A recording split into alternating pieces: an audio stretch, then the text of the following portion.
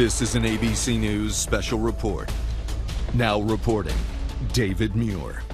Good evening. We're coming back on the air for just a short time here after a day of history made in this country. A former president criminally charged, arrested, appearing before the judge.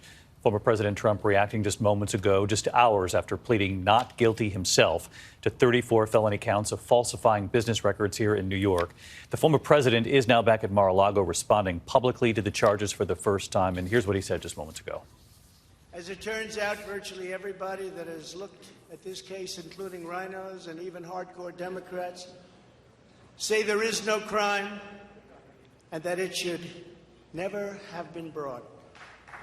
Never have been brought. Ever brought. Even people that aren't big fans have said it. They said this is not the right thing to do. All right, let's go to Rachel Scott, who's in the room in Mar-a-Lago. That is the first reaction to what, again, is an unprecedented day in U.S. history, which is why we're on the air to offer that reaction.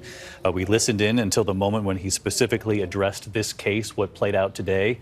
And I know, Rachel, you've also been listening to a litany of complaints that he's had before. You'd have to fact check in real time. We're not going to do that now. But in particular relation to this case, to what he went through today, to what we watched unfold today, he made a point of saying to the crowd gathered there in Mar-a-Lago that Alvin Bragg, the district attorney here in Manhattan, he believes is politically motivated and ran on a campaign, he said, to go after the former president.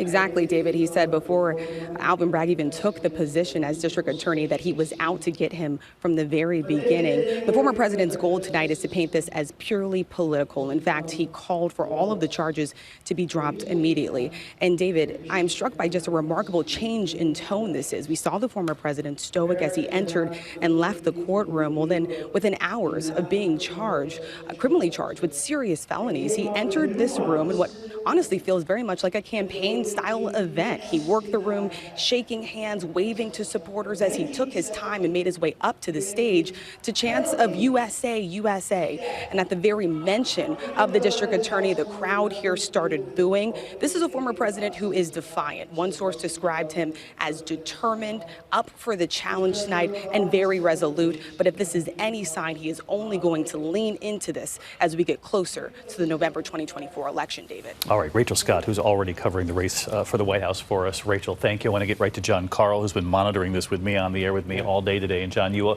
and I also took note of the judge in that courtroom, Lower Manhattan, 15th floor of the building, with a warning for the criminal defendant in front of him, the former president, before he left that courtroom today. Yeah, it was an extraordinary moment where one of the prosecutors actually handed out copies of some of Trump's social media posts calling for death and destruction and threatening the DA, Alvin Bragg. And the judge gave a warning to both sides, saying refrain from any comments, any statements that could incite violence.